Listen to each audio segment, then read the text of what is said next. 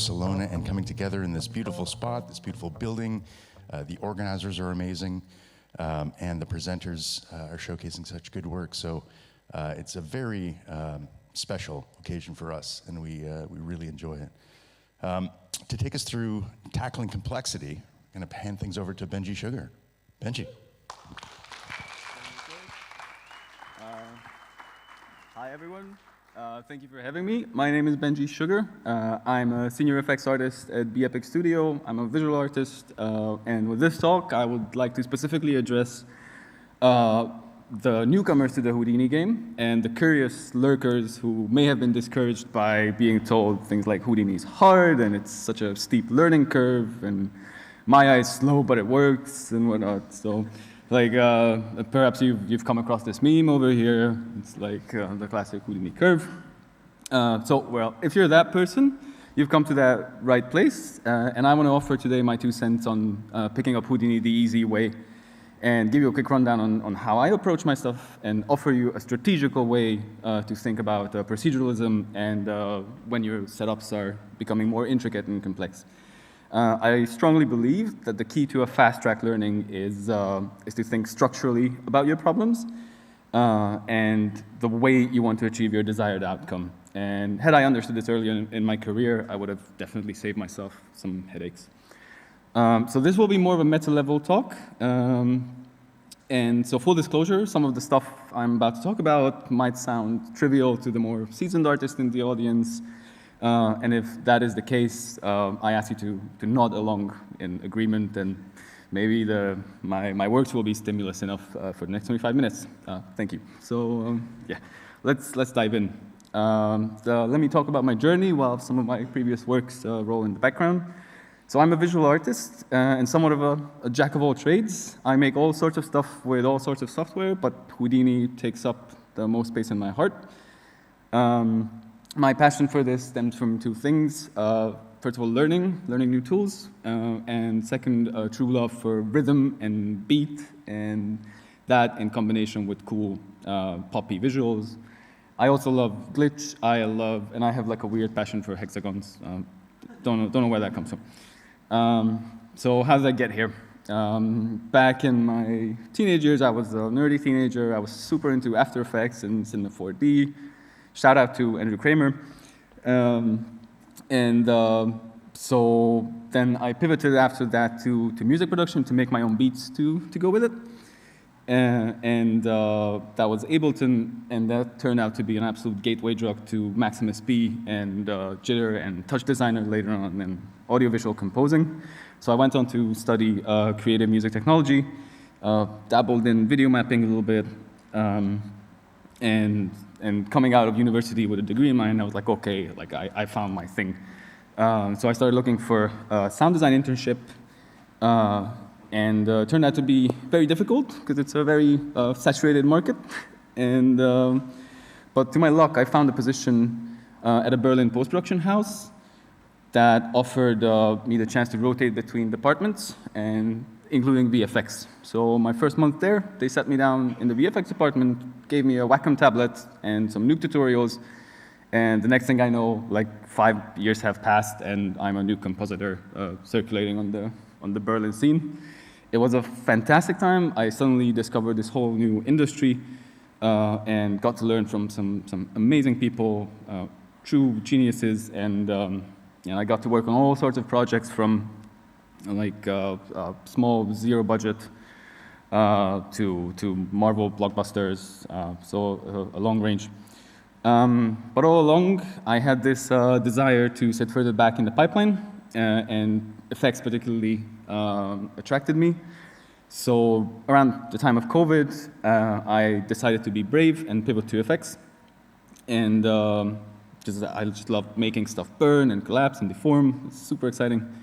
And of course, the word on the street back then was Houdini is the tool for this.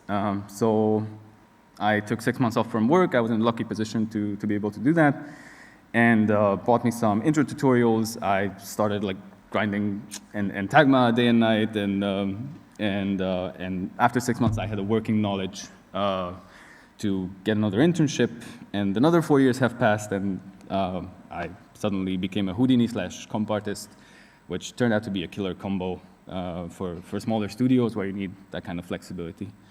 And so eventually I arrived to my current forever home, bEpic Berlin. We are a wonderful cohort of fantastic artists with a variety of professional backgrounds. And yeah, we do graphic campaigns, we do motion design, we love creature work, we love automotives, and we also dabble in virtual production. As of recently, we have a super cool rig. So let me show you our reel quickly. And now we should have audio. Yep.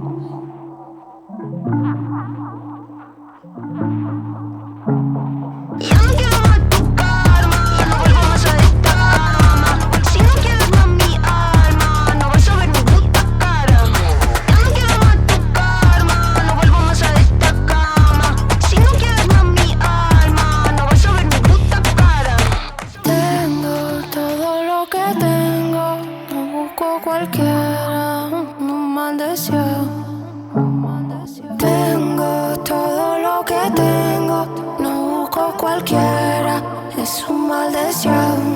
Ya no quiero más tu karma, no vuelvo más a esta cama. Si no quieres más mi alma, no vas a ver mi puta cara. Ya no quiero más tu karma, no vuelvo más a esta cama. Si no quieres más mi alma, no vas a ver mi puta cara.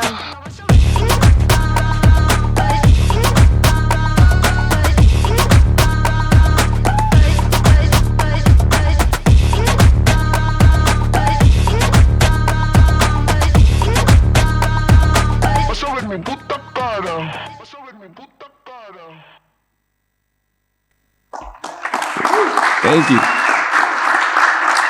Thank you. Far too kind. Okay, so let's dive into the actual topic of the day. So what is decomposition? The painting you see behind me is my work. I'm joking. It's a Girl with Mandolin by Pablo Picasso. So in the early 20th century, artists like Picasso and Braque and Metzinger, they introduced a new way of thinking about visual art known as cubism. And the core idea was the rejection of surface level realism.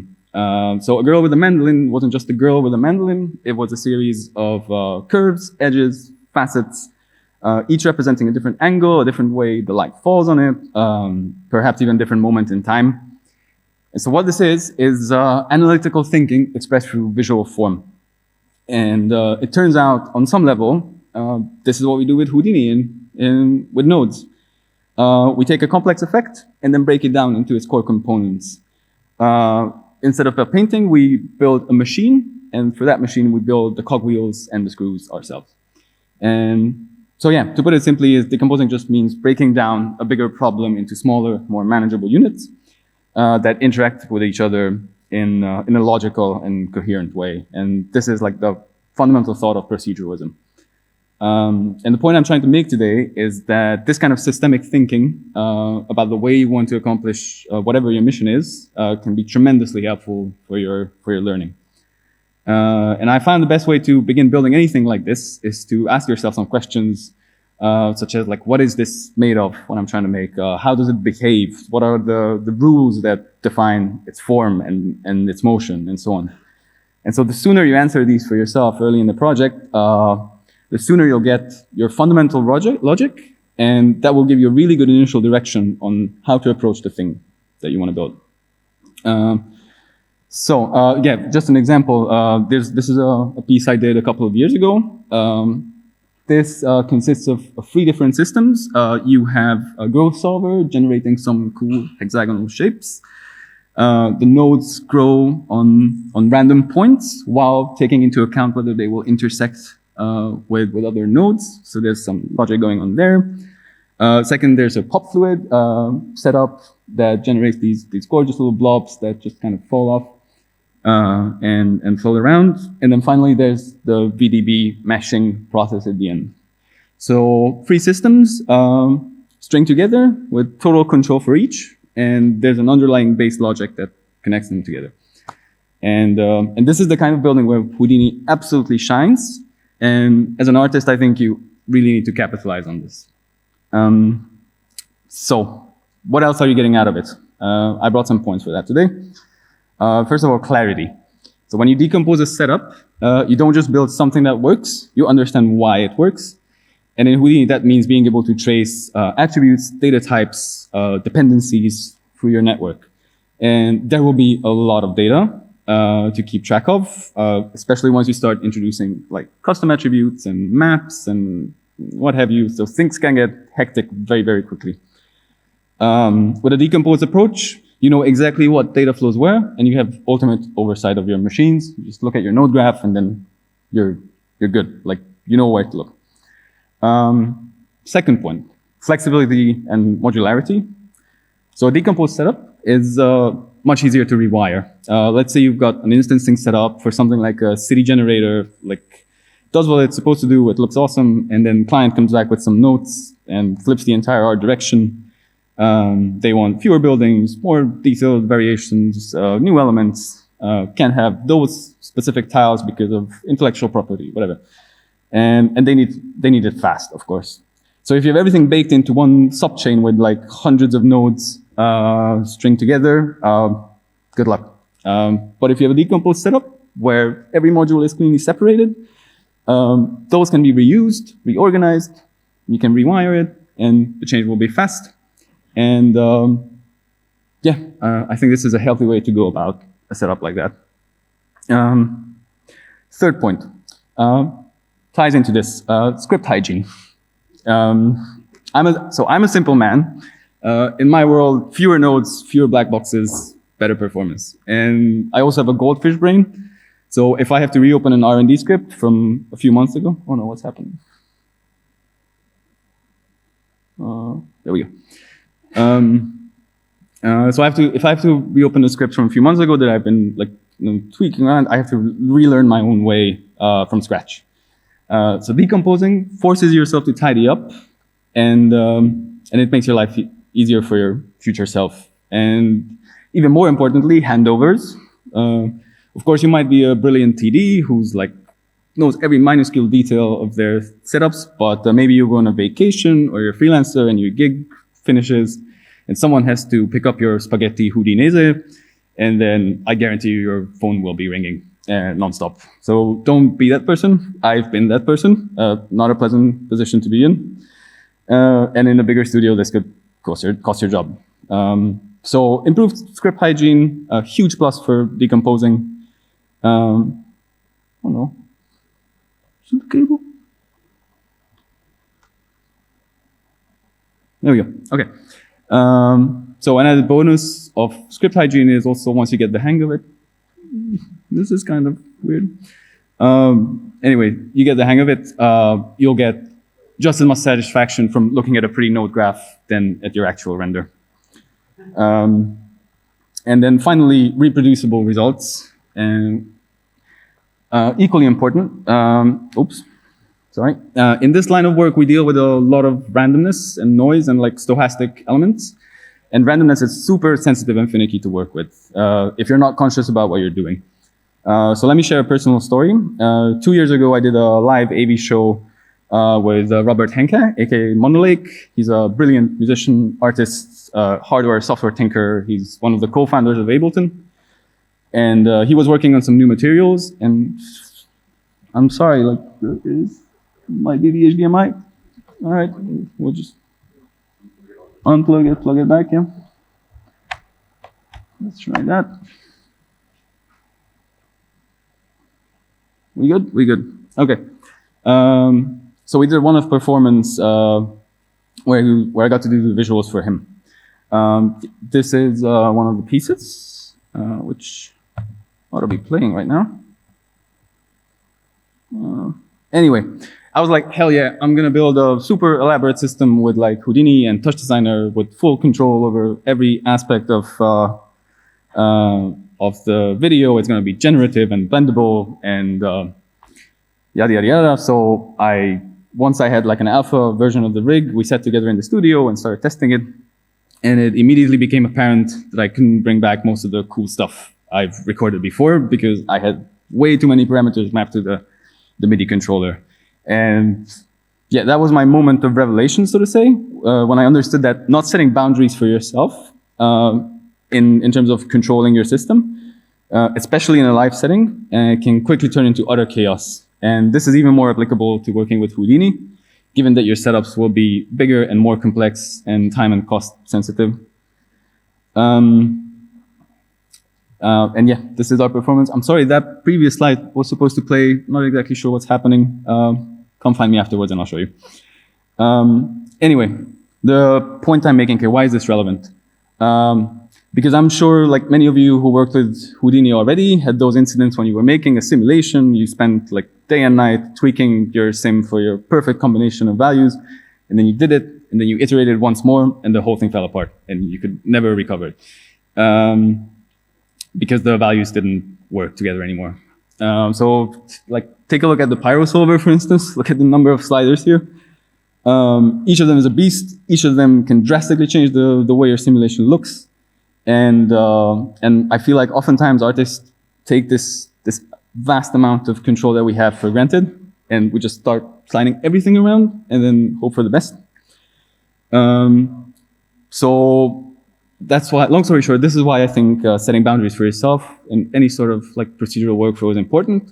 When I'm working on a simulation, I prefer to work with 2 or 3 parameters at a time and just max those out as far as I can to get the best results, as close to my final results as I can, and only then introduce more factors to the system. So you got to be conscious about dialing in these. And yeah. So moving on, to actually give you some like hands-on advice, I want to show you my playbook quickly, how we can practically apply this in our work. I'm going to show you a list of guidelines that I kind of stick to. Everybody has their own style, of course, in working, but if you're just new and still knee-deep in tutorials, you might find something useful in these. So here we go. My first point would be step back and abstract. Like, don't start with your setup. Do some thinking about what you want to achieve in terms of like shapes, relations, forces, the evolution of the system, and the rules that your system is going to abide by. Is it static? Is it dynamic? Do you have like increasing elements, decreasing elements? So define your goal. And this will also train your skill as a layout artist, and that's a pretty common case in the industry where you just have to snap out something really quickly that you can sell to the client.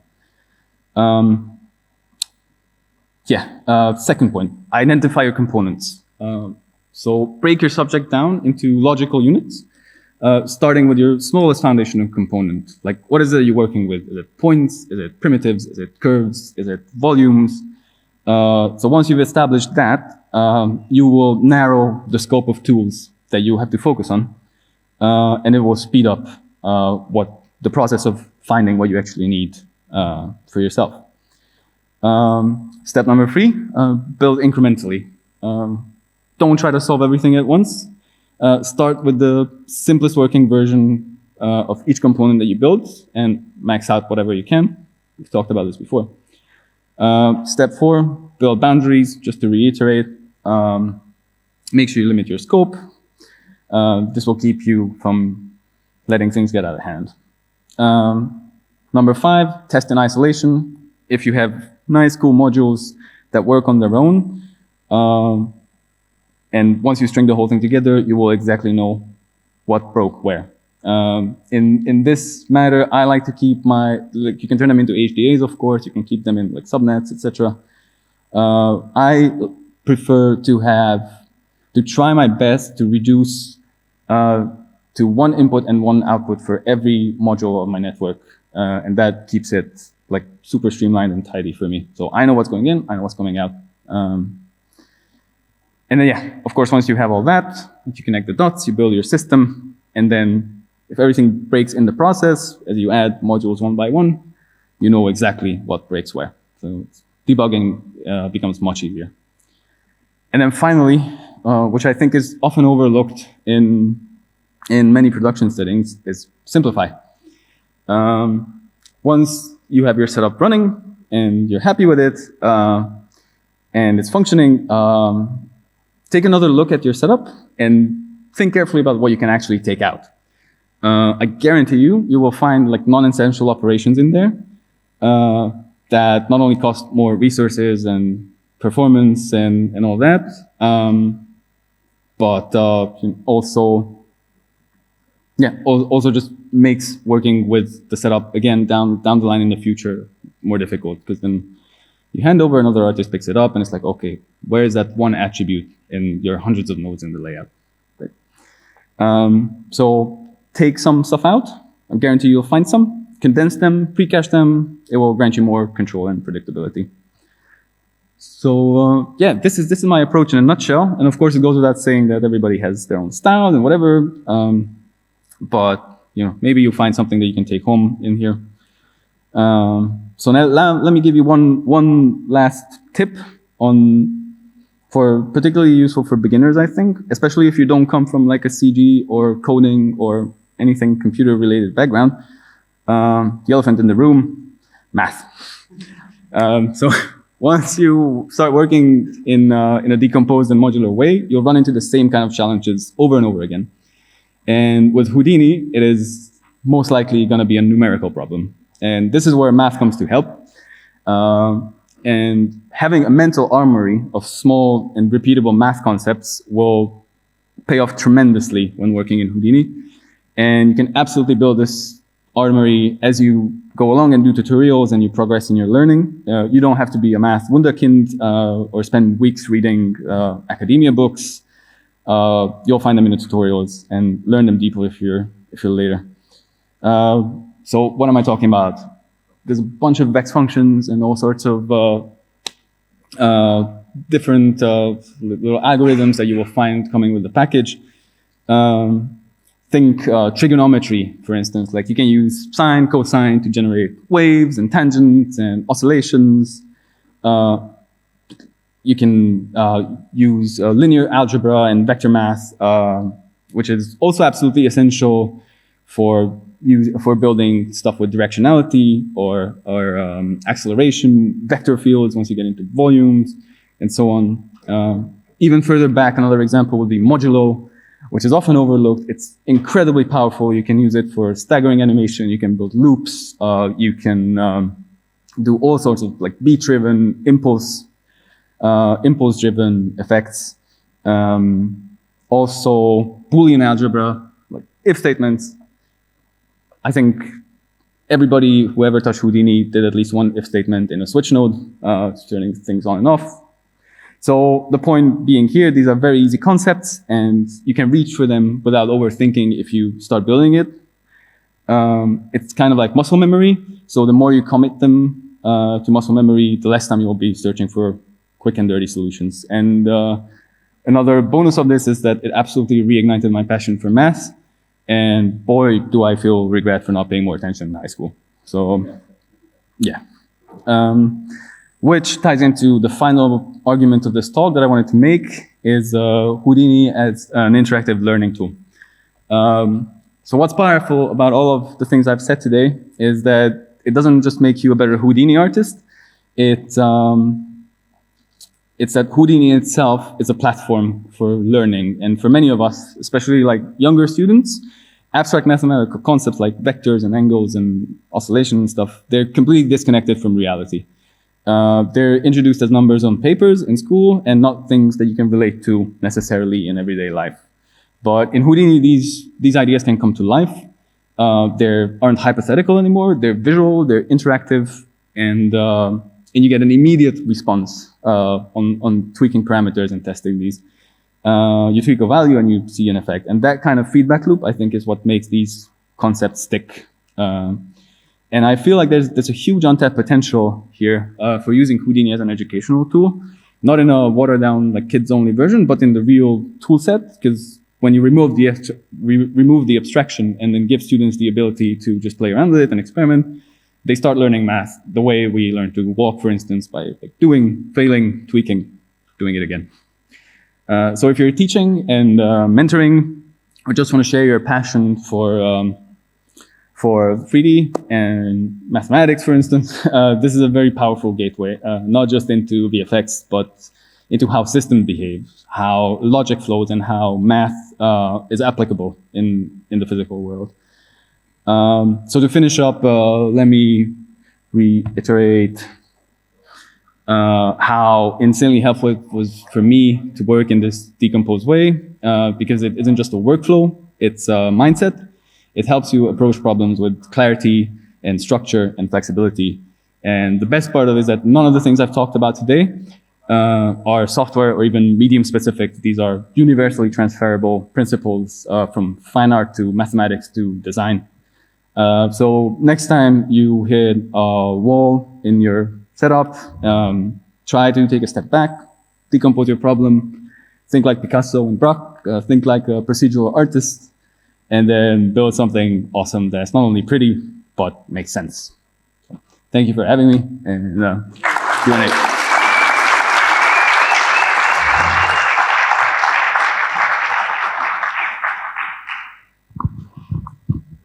The good news is you don't need to know math or programming to use Houdini, but Benji's right, it takes your work to a whole new level. Any questions? Anybody here sort of dabbling with Houdini at a newer phase that might want to tap his mind for ideas on how to explore it?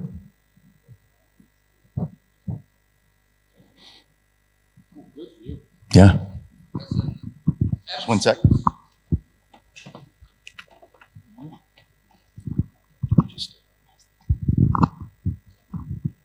As an absolute beginner, having zero experience with Houdini, where should I start? Difficult question. So it's one of the catchphrases of this software is like there's many ways you can do something.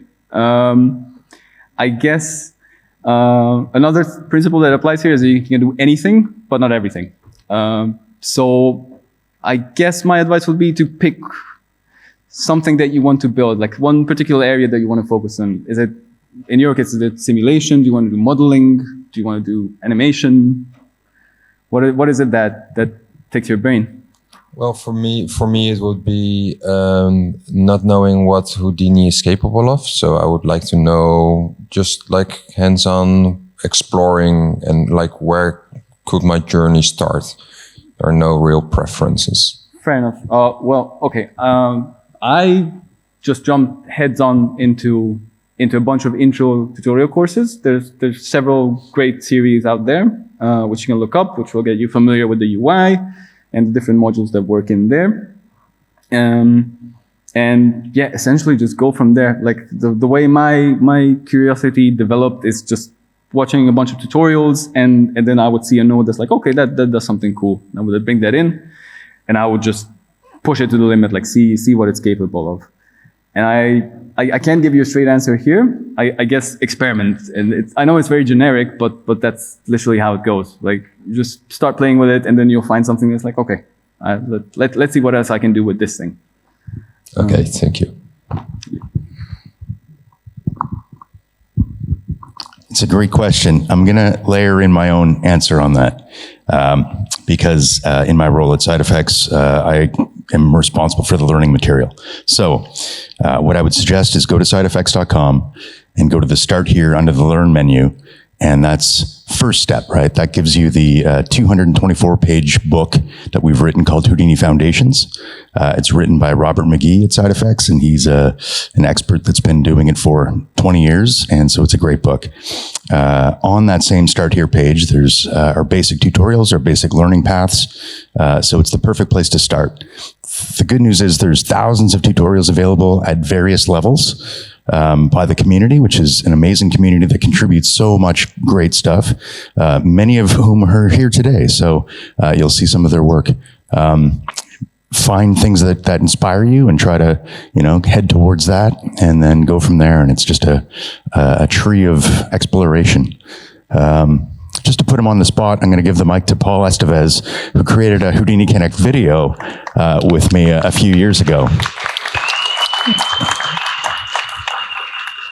And the video was how to get started in 5 steps, or 5 easy things you can do to get started. So just maybe talk to the new user a little bit, Paul. Yeah, this is basically what my talk is about. So maybe wait. No, I'm joking. I do agree with Benjamin. I think everyone learns very differently, and some people like jumping in super technical and they want to just, watch a bunch of super technical intros. I'm not that guy.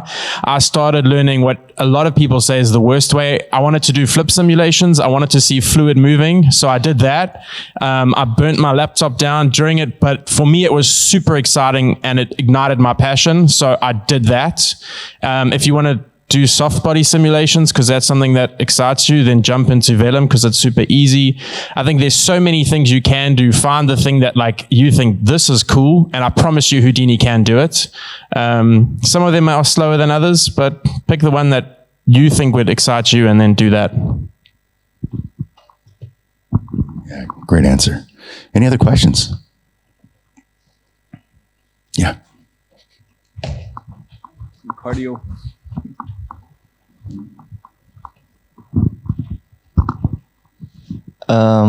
Hello. I related a lot with being from compositing and switching to 3D. I'm curious, what compositing skills do you think helped you become a better Houdini 3D guy?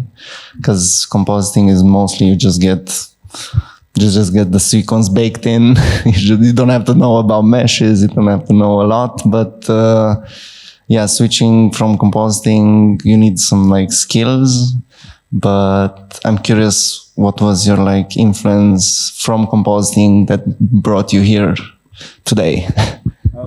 Definitely. I think that's also a great question. Since you're sitting further back in the pipeline as an effects artist, if you haven't done comp in your life, you don't necessarily know the problems that come with comp in the end, right? And knowing what you're delivering to the comp department in the end can tremendously help you help them. And that makes the whole system run faster. So for instance, AOVs that you're delivering, all the kind of auxiliary mats or cryptos or whatever you want to pass on to comp, if you come from comp and go back into 3D, you have a better idea of what things can go wrong, and you can be a more helpful team member for your pipeline. Does that answer the question? I think that's my primary influence. Yes, here. You talked about Nuke also. Yeah. So you basically use the math in Nuke, right? You use what was in the Vex functions. You also use that logic and the programming logic in Nuke, right? Yeah. Or in After Effects. So you have, right? Yeah. So, for instance, when you do fire or heat wave distortion and these kind of things, and you don't want to go with the 2D solutions, you can just take your pyrosim, turn your volume into particles, like a point cloud, and then you can feed velocities and positional values into a mat in RGB. And then you bring that over into Nuke, and you can generate a gorgeous UV map out of that, and then you can distort your image in a much more believable and cool way. That's one application, I guess. Same goes for any kind of fluid motion that you're doing. Super, thanks. Cool. Thank you.